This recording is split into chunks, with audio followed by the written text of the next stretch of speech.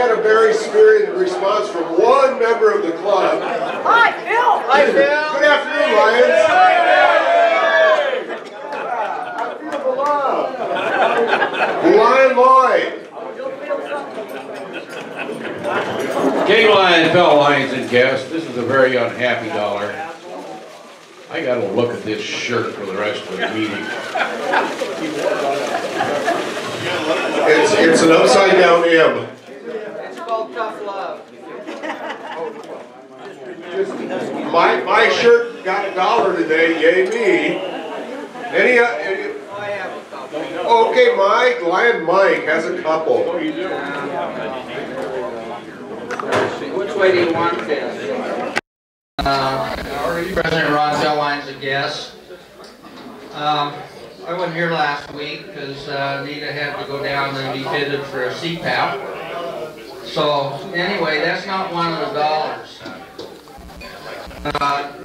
There's a good dollar. Well, I guess they're both sad dollars. We were told 2 weeks ago that the selling of my house was supposed to have closed last week. We're still waiting. The other dollar is that Friday we were on our way home, parked at a stop sign, and got hit by a car that got T-boned and spun into us.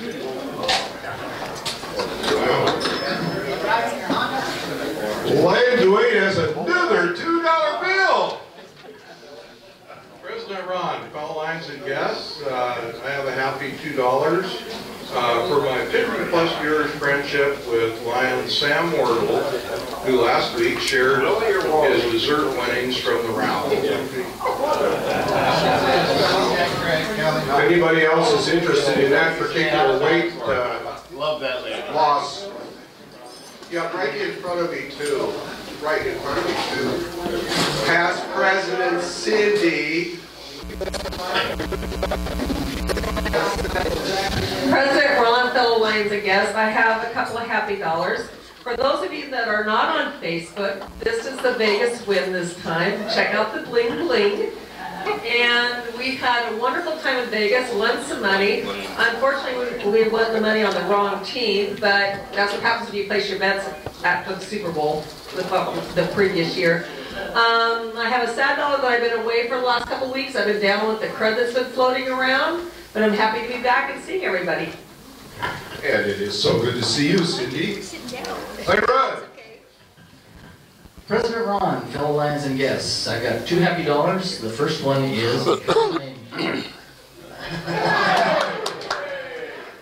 second one is this weekend on Valentine's Day we had some interesting news. I'm going to be a grandpa for the second time. All right. Congratulations. Past district governor working on her perfect attendance pin. Kathy. Oh, well. Well, okay. District governor. Yeah. President Ron, fellow Lions and guests, I'm glad to know it's all over. I'm really happy to be back here, and I've missed all of you, and brought some Vader Lions Club crab feed tickets today. Yeah, Kathy, if you'd like to talk to about short terms of office, just see me or past President Bryant. We know all about it. Yeah. Okay, working our way over here. Past district, are you our past, aren't you? Way past. Okay, past district governor Jim. King Lion Ron, fellow Lions and guests. I just had a moment, something flashed in front of my eyes. I was up here, and I could have sworn I saw one of our past presidents by the name of Frank Wiley. Oh, it is Frank Wiley. For the newer members, Wiley led this club with an iron hand for a long time. And he knew how to kick and take names because he was an admiral at the time. Rear hand. And when the head table consisted of Frank Wiley, Mark Kelsch, Hal Palmer, and I, there was one person who could carry a tune.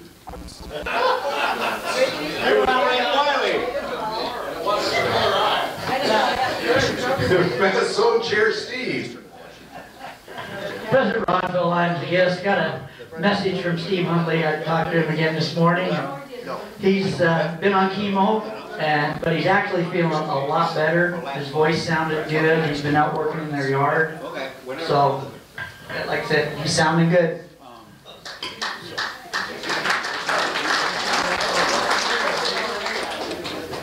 Esteemed, highly honored tail twister Cindy. President Ron, guests, and members. I got my certificate today for the putting the wet napkin under the seat, but I got to admit that I wasn't the one who thought of it. I was just the worker. However, Gaylord Perry did throw the pitch, and Cindy did throw the pitch. Past President Pat. Oh, hey everybody. Past President Ron, Phil Lyons, gas $5. I'll just kind of ramble here for a minute. First one, of course, is having one of those fun weekends with a brother, and finding out that his mechanical skills almost meet up with his singing skills. The second is kind of a sad dollar on the same line.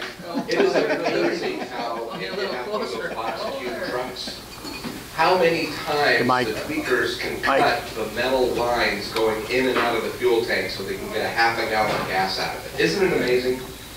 So after $300 worth of repairs, we were able to get it running again. The third one is about Lion Sam, my son, 14. He ended up snowboarding over the weekend, and I'm pleased. My two little kids came down from Seattle. I'm pleased to report that no ambulances were called. All right. You stayed off. Truly, the first time in 6 skiing adventures where an ambulance didn't factor into the situation. So, real happy about that. Fourth happy buck is, of course, for a wonderful Valentine's Day. I'm so thankful that none of you in this room sent me a Valentine. And the last one has to do with the beautiful sunshiny weather. Is anybody complaining? Good.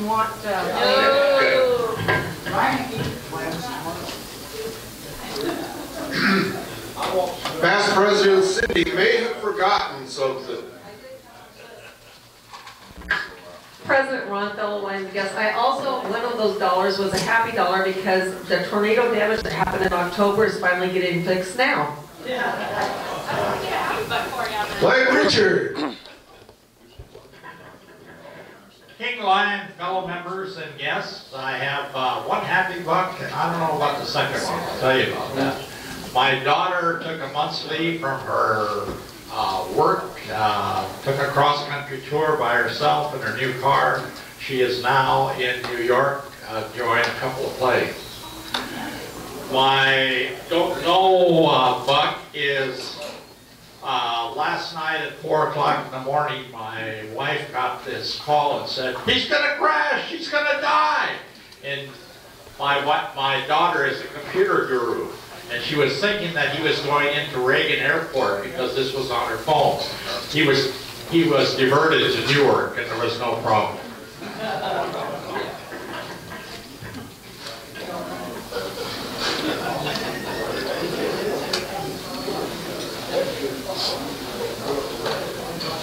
Lion dressed for dinner, Nick.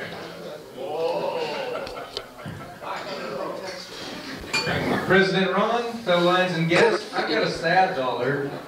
A couple days ago, I opened up the newspaper, and there was this big full-color picture of Lion Bill Pontius in there. Yeah, that was a real sad book. Wow. Wow. That's on Chair Greg. President Ron, fellow Lions and guests, Gordon, would you stand up, please?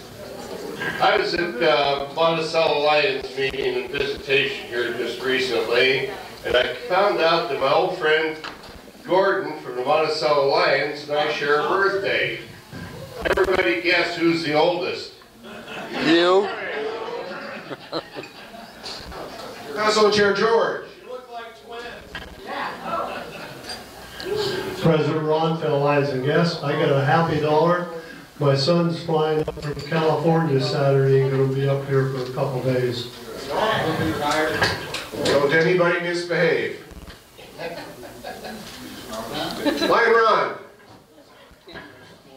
Well, President Ron Feldline gets a happy $20. Half of it goes to Bill Pontius.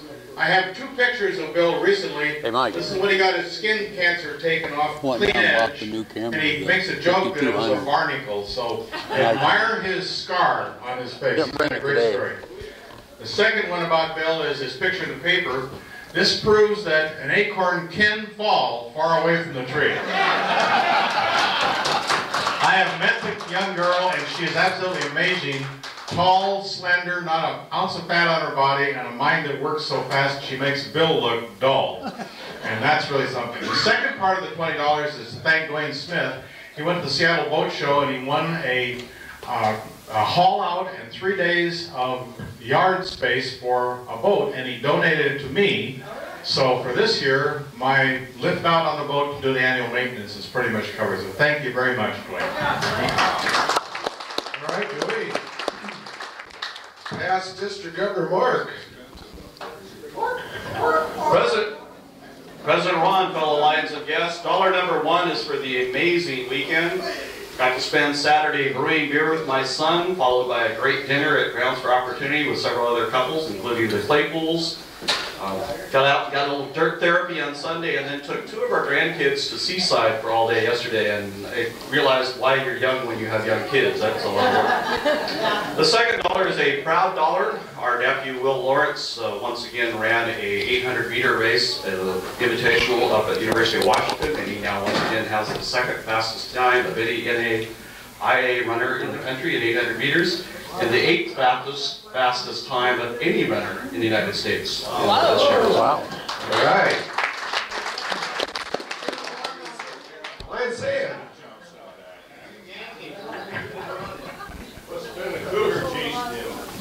Hey, Ron, fellow Lions and guests. It's happy dollar. Ray and I spent Saturday up in Edmonds with the family, listening to stories from our nephew, who's a trainer with the Seahawks, about what happened that we can't talk about down in Texas. It was great stories.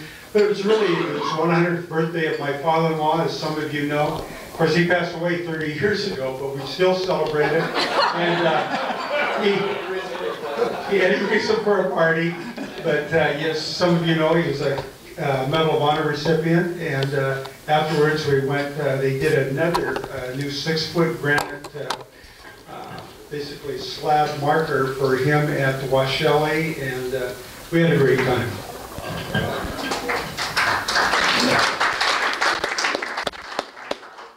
Immediate past First Lady Dolly. President Ron, Lions and guests, a happy relief dollar. Once again, my daughter was stuck at an LA airport, was delayed 2 hours for mechanical problems. Found out that there was major problems, so she spent the night and they put her up in a hotel with her family. She came back safely yesterday. President Ron, I have two happy dollars. We spent the weekend in Wenatchee visiting son, daughter-in-law, and grandson, and I'm happy to report that just like everybody else, my grandson is an overachiever. He's 14 months old, and he's already doing the stuff that you do when you're in a terrible tube. Remember that when I was 6 months old? Yeah, that's what it means. Oh, sorry. Blind Leroy. President Ron Feldline and guests, I guess I have $3 here, so we'll see where it goes with that. Saturday, being Valentine's Day and being the romantic guy that I am,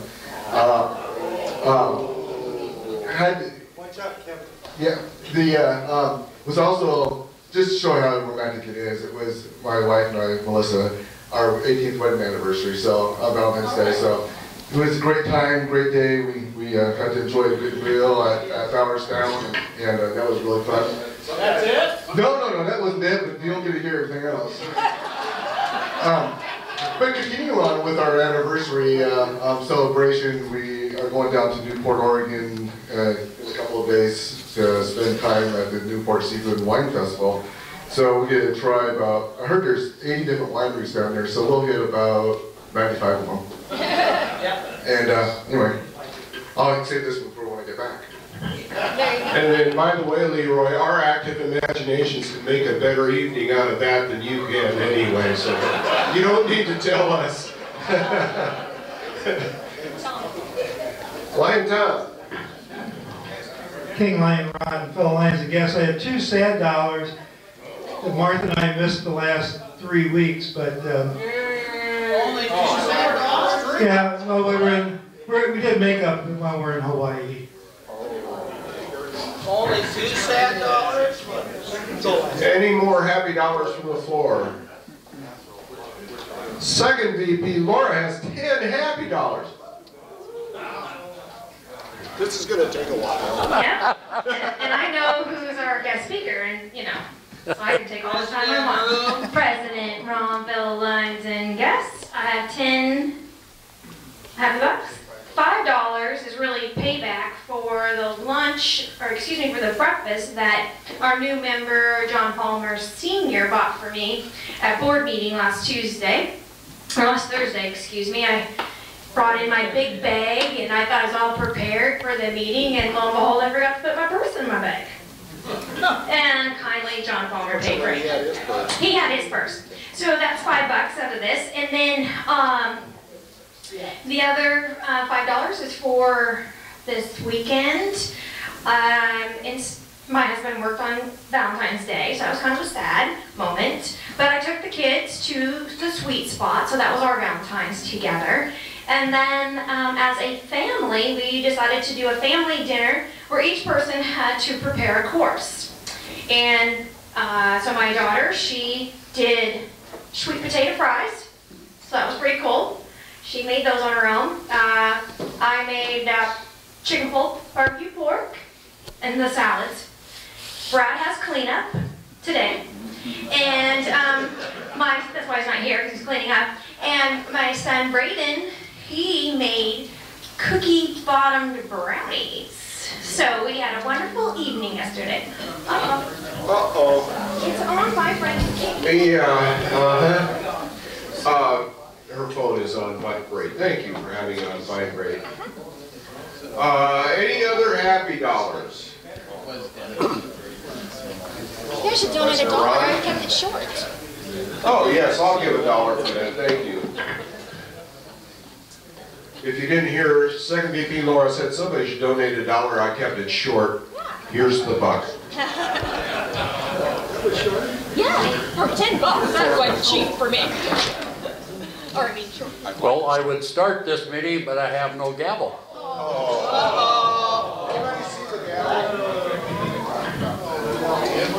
Look under your chairs.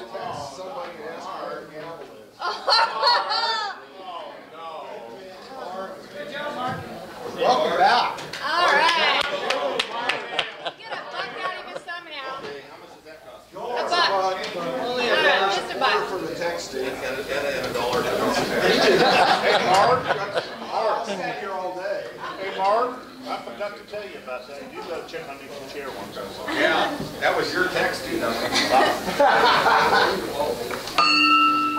Starting this meeting, Larry Hanson, will you lead us in the invocation? My Lord and Father, we come before you once again. Thanks and praise for the beauty of this day you've given us, the opportunity to gather together here at Bryant. The opportunity we have of being of service to our community and to those that are in need of sight and hearing. And Lord, we continue to pray that you'll encourage us in those endeavors and all things, dear Lord. In Jesus' name. Amen. Steve Johnston, will you lead us in the pledge? Pledge allegiance to the flag of the United States of America and to the republic for which it stands, one nation under God, indivisible, with liberty and justice for all. Judy Fromdahl, will you lead us in the song? My country is of thee, sweet land of liberty, of thee I sing. The land where my fathers died, land of thy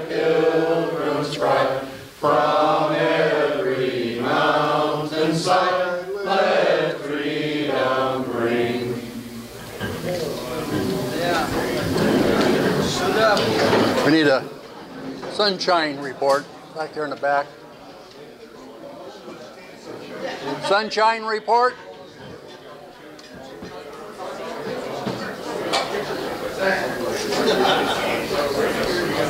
Do we have a sunshine report? Can't hear you. President Ron, fellow Lions and guests, we have a sunshine report, as Steve reported on Steve, and so, and Duncan's wife took a bad fall at home, and she is recovering. That's what the doctor thought. Lion tamers, we have any guests? President Ron. What's his name? We have several guests. Cindy Fickett has her granddaughter Lydia, who is indisposed at the moment.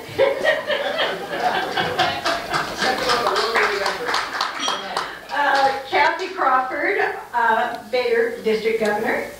All right. Mark Smith has a guest. I can't read the name. Val Tinney. Val Tinney.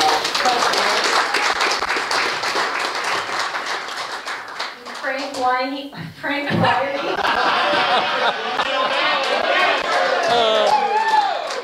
Somebody got the name right. Who else has a happy buck for that one? I'm sorry. From Beaver Creek Lions.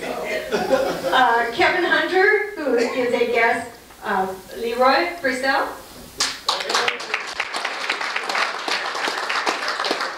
Parcel. This is Kevin Hunter. He's the founder of Business Forum.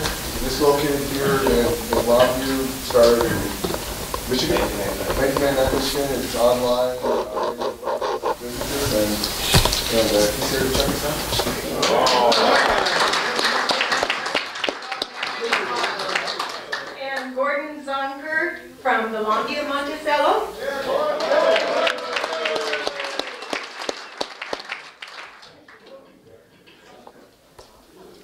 Okay, we have a bylaws meeting Thursday at 5:30 at Doug Harvey's office, and everybody's welcome to come. Okay, we go to our best past zone chair, George Moore. They're here. Not there. President Ron, fellow Lions and guests, we got a visitation tomorrow night called the Zone Meeting at the Chinese Garden. Starts at 6:30, I believe. So we have quite a few signed up. If anybody else has changed their mind and want to join us, come on over. Then on the 26th, we got a visitation to Battleground. And then on April 11th is Klama's 75th anniversary. And since we sponsored that club, we want to have a good turnout. So put that on your calendar. We'll have more information later because it's RSVP. They're having their dinner catered, and they're probably, right now, they think it's going to be about $15 a piece. So just write it on your calendar and plan on going. Thank you. Past President Greg Firth's got an announcement. President Ron, fellow Lions and guests, Thursday night this week, not Wednesday night, because of the zone meeting, is our monthly Sight and Hearing Foundation meeting. Everyone is welcome to attend and see what we do. Cindy Fickett has a announcement. President Ron, members and guests, it's Taste of the Italy again this year, and I brought a basket for all the great wine everybody's going to bring us so we can sell it at our festival. And we have posters, so if you have businesses or know a business that would post these, I appreciate if you pick one up and give that to them. And we have flyers here for donations, so if you have a basket you'd like to put together, or you know somebody, a company that would donate a basket, it'd be great. They're sitting right here. Thank you. When's the next meeting, Oh, Cindy? wait a minute. I have the whole list. The forms, the flyers, decorations. Oh, we're having a meeting, not this Thursday, but next Thursday at our house. And we're going to talk about the decorations also. So it'll be at 6 o'clock, 3815 Rosewood Street, Longview. Is that it? Laura? So if you're interested in wanting to help decorate the event, this is the meeting we really need you at, because we're going to have the items that, there's only a few items that are carrying over from previous Taste of Italy's. So I want you to come and look at what we have so that you know how to build another phenomenal Taste of Italy, okay? So this is the one that I really need people at for the decorating, okay? Thanks. 6 o'clock, Thursday the 26th. Says Bob. Dwayne Smith has an announcement.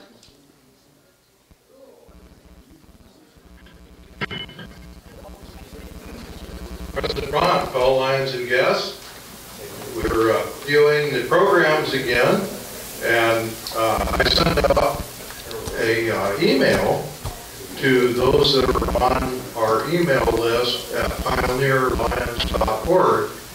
And if you're not receiving the email and would like to get on the list, to have me send it to you, come and see me and put your name, your email name on the list. Our district governor has an announcement. Kathy Crawford. Hi, once again, Vader Lions Club Crab Feed. This is our 8th annual Crab Feed. President Ron, fellow Lions and guests, thank you so much. This year we're holding our Crab Feed at the Vader Assembly of God Annex Building, which is basically 1 block north of the hall that you came to last year. It's a great location. I have tickets with me today, and if you'd like to come but you're not prepared to make up your mind today, let us know by the 20th so we can order the right amount of crab. Don't want to have too little and don't want to have too much. Thanks. Dolly Harvey is it? President Ron, fellow Lions and guests, yes, it is go for button time. Take them. I have them in 5 and 10 baggie packets. Cash or check up front, please. Thank you. Russ Case has an announcement. President Ron, fellow Lions and guests, I just wanted to give you an update on the CEP Club Excellence process that we've begun. There is a questionnaire on the website or on the Roar. If you look it up on your internet, you'll find it under the Roar, and we would like everyone to fill that out. So if you have problems getting it or you need a hard copy, we can supply that probably at a little later date. But if you would start that, we really would appreciate it. Did you have a question? I have a recommendation, and that is that you bring a certain number of those to the club for the people that don't have computers or don't get on the internet. In order, if you're going to have a survey, get it to all the people here. And don't rely on the 5 or 6 that come across the Roar or whatever. Well, let me comment on that. That was a suggestion from Alan Hunt. In the past, they've had groups that have tried to do the survey and do the Club Excellence program, and they found out that the surveys weren't getting to the people that were reviewing them and compiling them. They were being kind of sifted through by clubs and eliminating the negatives. And we're trying to make sure that this is an honest survey and that everybody has a free opportunity to make comments. But we'll also have some available too. That's why we put them in a sealed envelope. Bring 50 of them next week, and I will make sure they get back to you, signed, sealed, and delivered by ballot members. You have to sing it. Hal, can you accommodate that? Well, on Pat, yes. Already spoken to me about making sure we have paper copies. They will be available next Tuesday, or if you want to come down to my store, I'll make sure they're available. Thank you. No, that's it. Well, I do have one announcement I'd like to make on our mints. We are no longer able to get them anymore. F&F went out of business, and they're not making them. We got 5 cases down at the shop. They're extra long mints. I also called the Smith Brothers. They get them from F&F. So I even called LCI. They have no idea where to get them at. They said unless we go to Australia to get them, and I told them no, it costs us too much to get them here. Sam Wardle said he'd go to Australia to help find out. I suggest we send Frank Whiting. Well, there's no more announcements. I'll turn the meeting over to Keith Huff.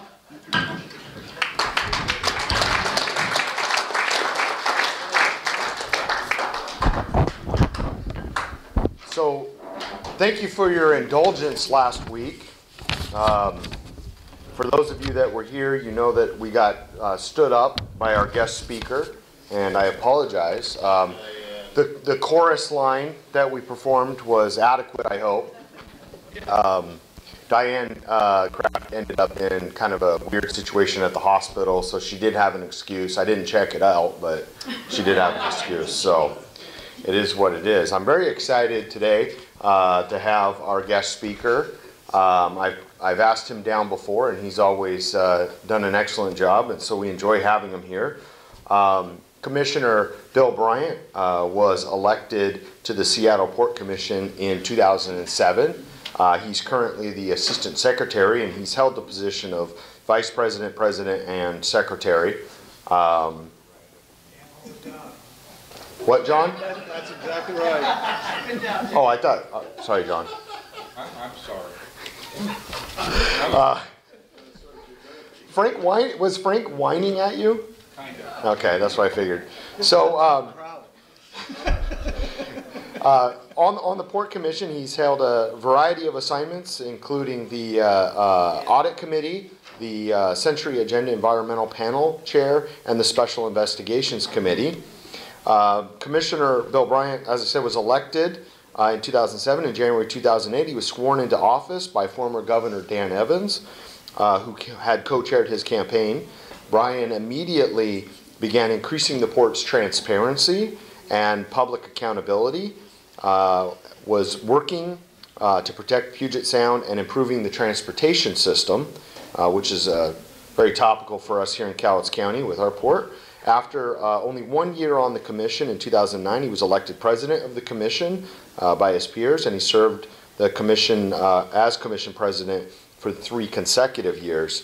Bill was born in Morton and grew up in the Olympic Peninsula and in Olympia. After attending Capital High School, he studied trade and diplomacy at Georgetown University. He put his training to work immediately as director of Washington Governor John Spellman's Trade Council. He then lived in Yakima for 7 years, traveling around the world working to eliminate unfair foreign trade barriers and open up new markets for Washington's fruit growers.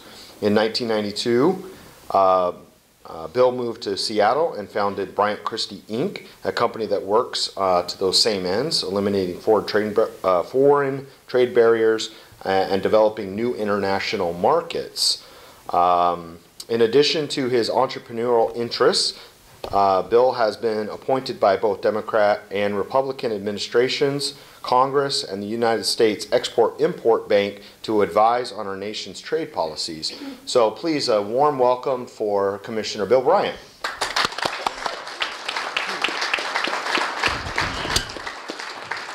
I asked Keith not to read that whole thing, and he did. I cut some of it out.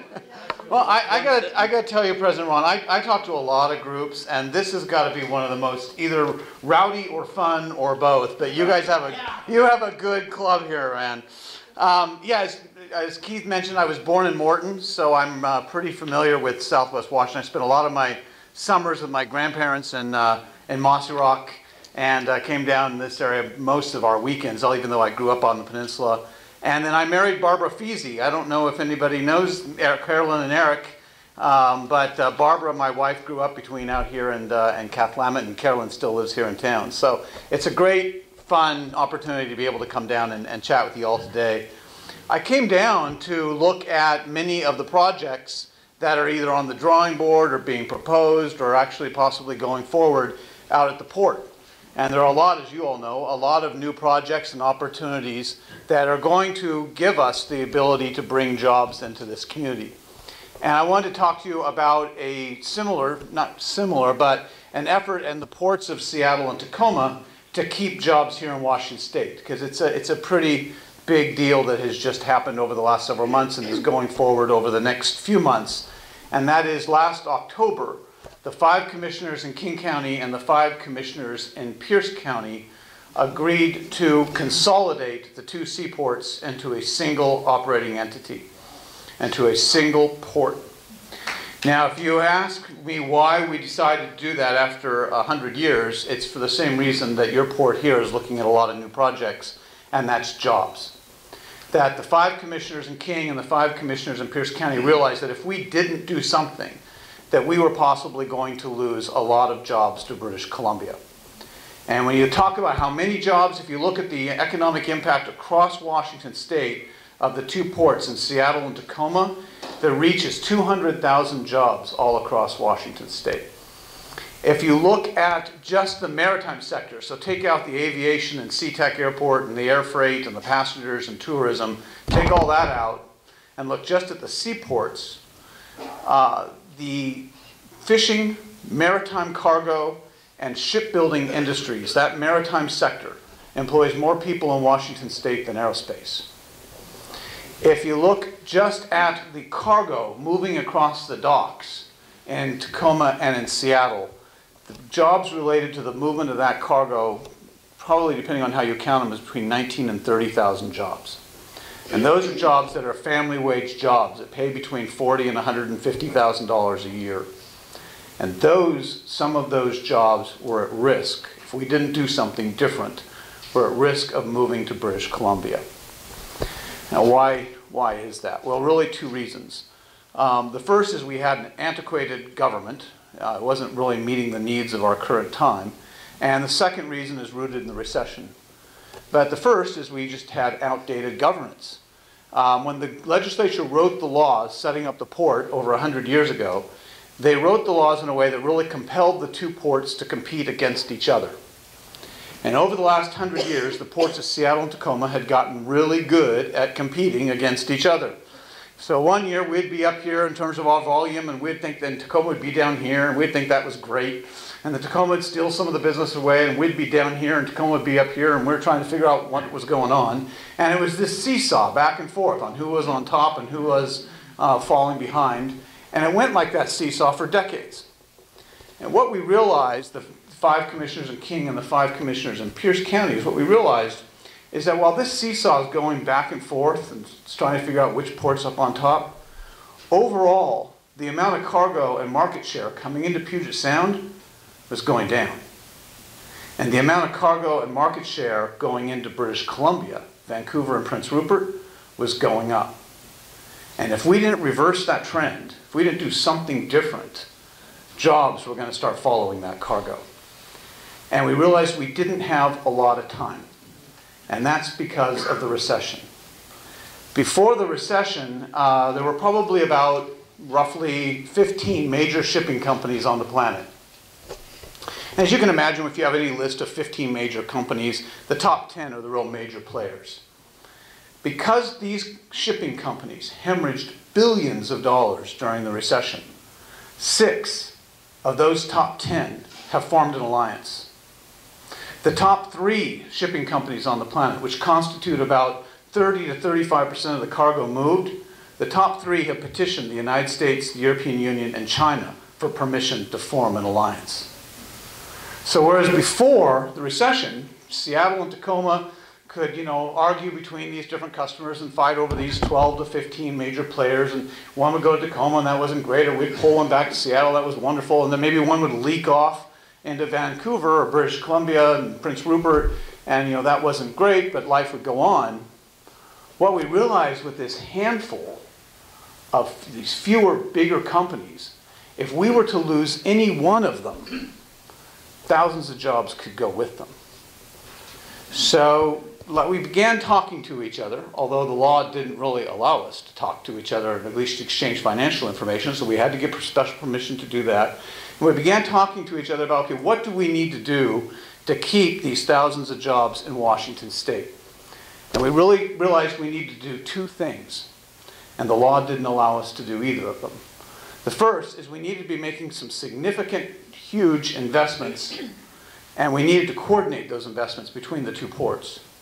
And the second thing is we needed to be able to offer these fewer, bigger companies a bundle of services that took advantage of the best parts of the ports and commencement in Elliott Bay. First, the big investments. And these are big investments. If we're going to keep these fewer, bigger companies here, we've got to have facilities, of course, this makes sense, that can handle their ships. But these fewer, bigger companies are the same companies that have on order the next generation of ships. When I was first elected in King County in 2008, the average size ship coming into Puget Sound, or really kind of moving around the planet, carried about 6,000 to 8,000 containers.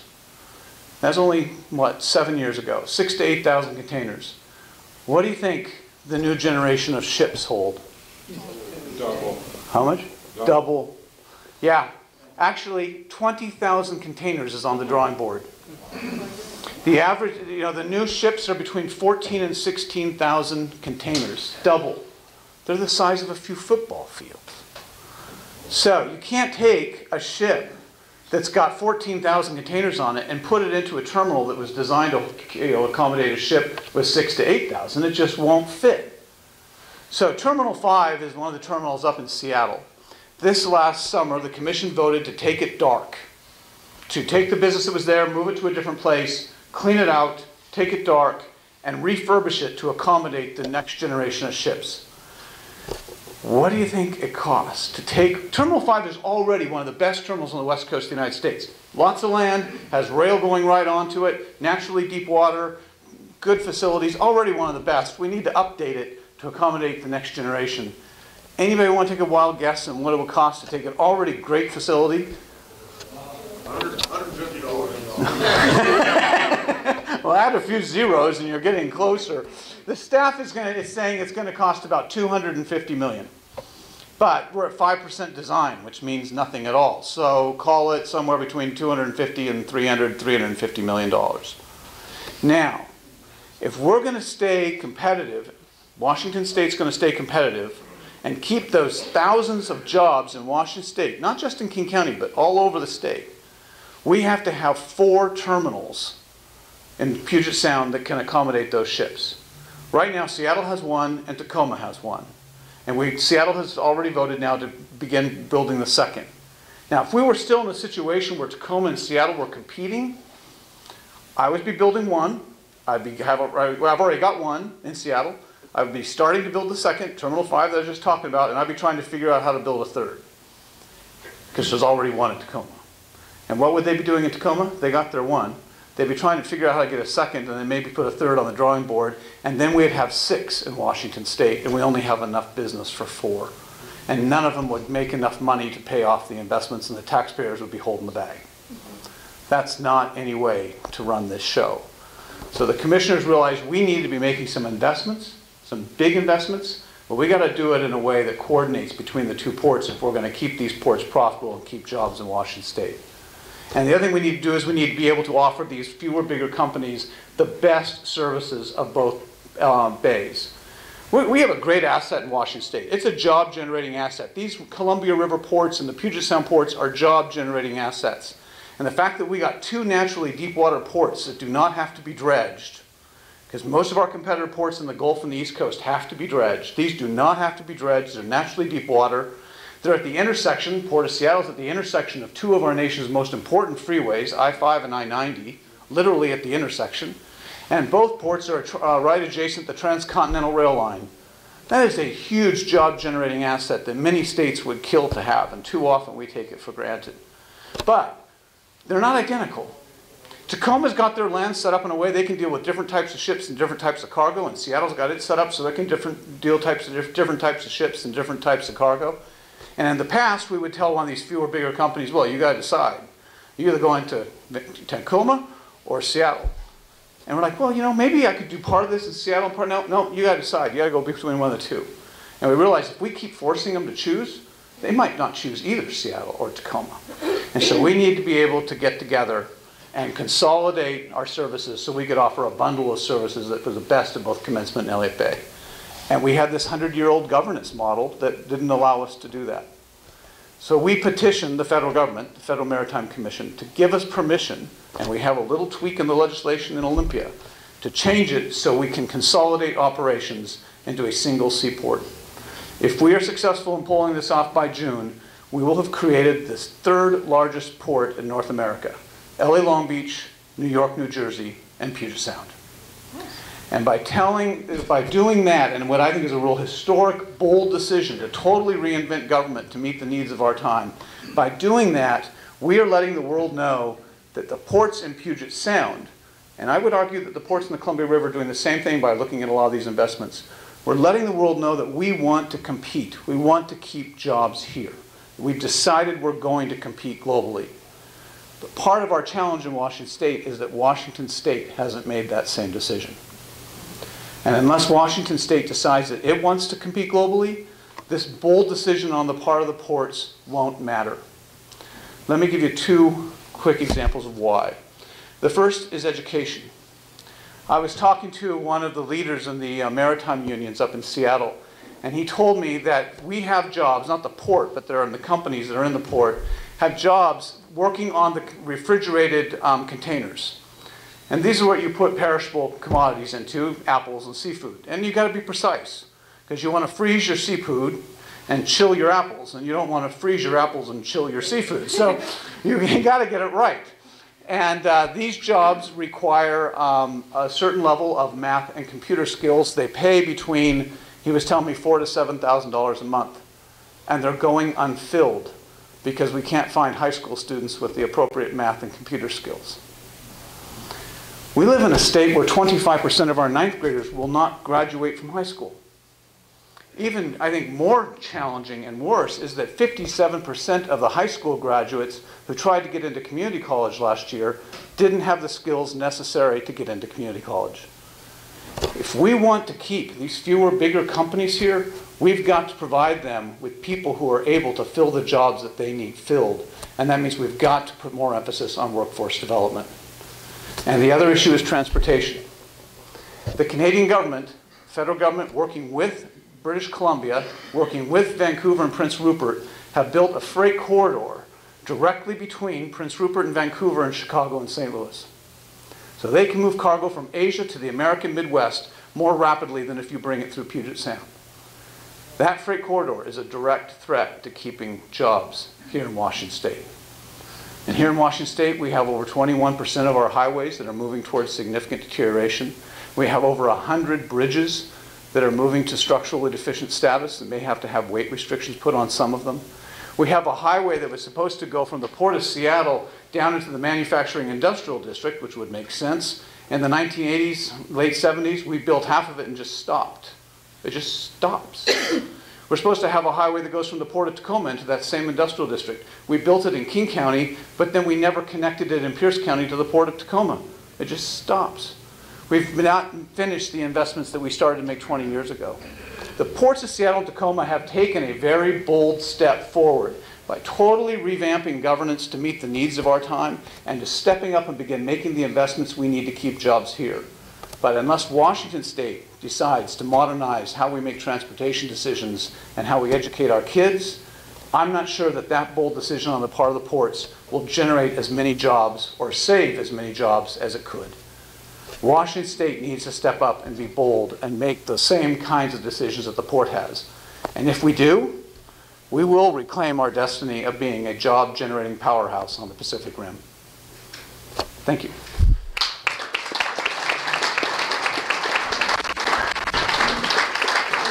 On behalf of the Pioneer Alliance Club, I'd like to print you this hey, a beer mug. I love beer and mugs. an application. Thank you. Thank you. Questions? Yeah, I'll take questions. How about the longshoreman status? What's going on there? And This is a great beer mug. then when are you going to run for governor? That's last time too. you know, it's really interesting because people call me, I mean, every day about the longshoremen and the PMA issue. And they think that actually I can do something as a commissioner. It's a very odd position to be in. Actually, I have a federal injunction against me getting involved, which, if I were to violate that, I would be personally liable for civil and criminal penalties. So you can imagine that puts a chilling effect on any commissioner. But the reason is because the dispute is not between the ports, although the press always say it's with the ports. It's our tenants, the ocean carriers and the terminal operators and their employees. And as a port commissioner, I can't get involved in the labor relations of my tenant as long as my tenant continues to pay their rent. And continue to pay their rent. So in the beginning, so we kind of, you know, we were trying to push the two sides before Thanksgiving together. And I was really hoping that maybe Governor Inslee and Governor Brown would have put pressure on the White House to intervene a lot earlier, and they didn't. It's getting very, it's beyond serious. The Apple guys are losing millions of dollars a week. We have apple farmers who have the biggest crop in history, and we have no ability to move it offshore.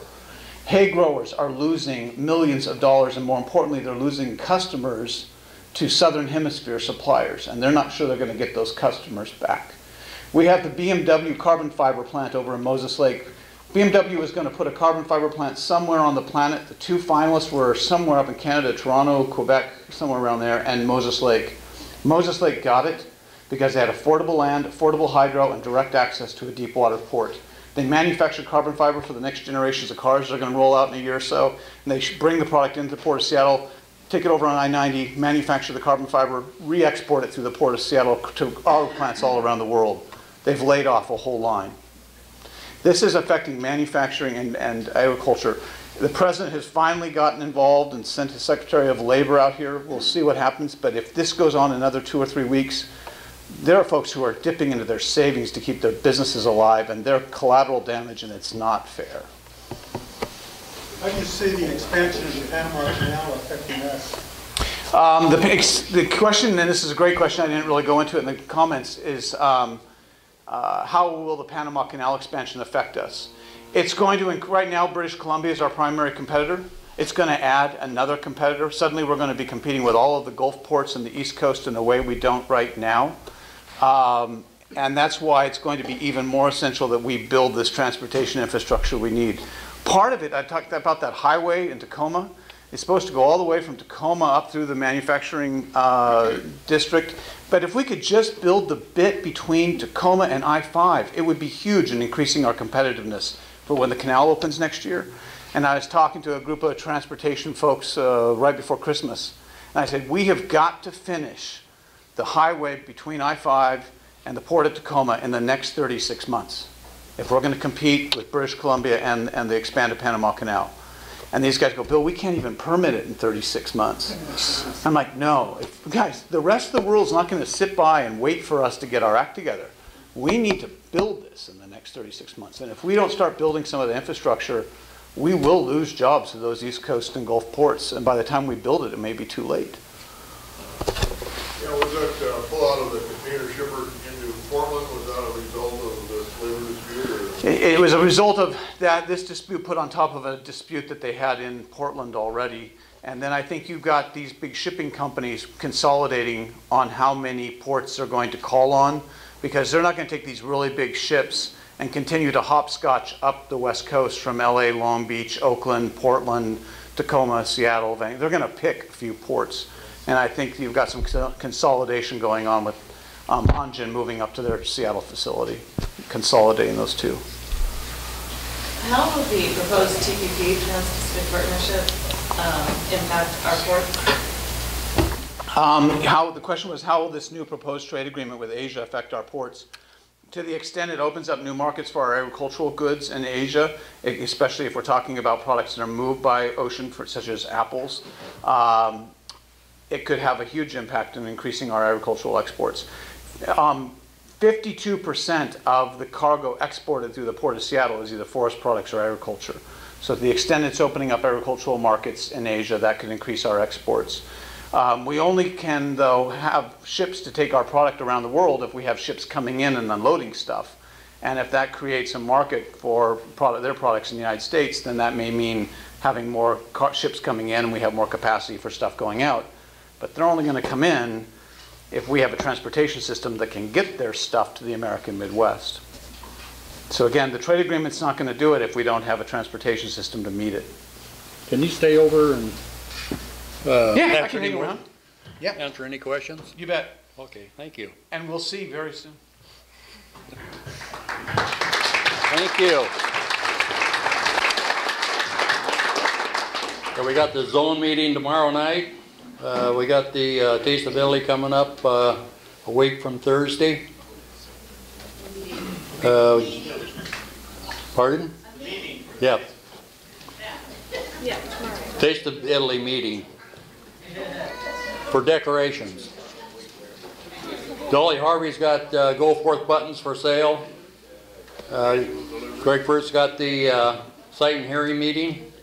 Les Case is doing the CEP for the Club Excellence.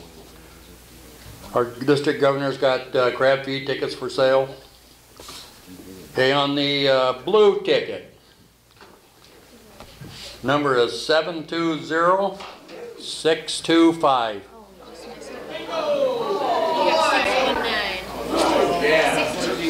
Who's got it? You're 619, 625. Lloyd. Red ticket.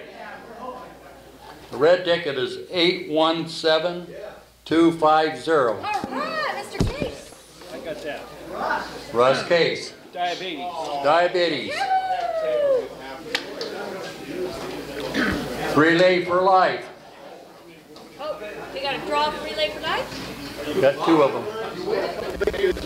Yeah. Baked goods. Who's the winner? Mark Smith.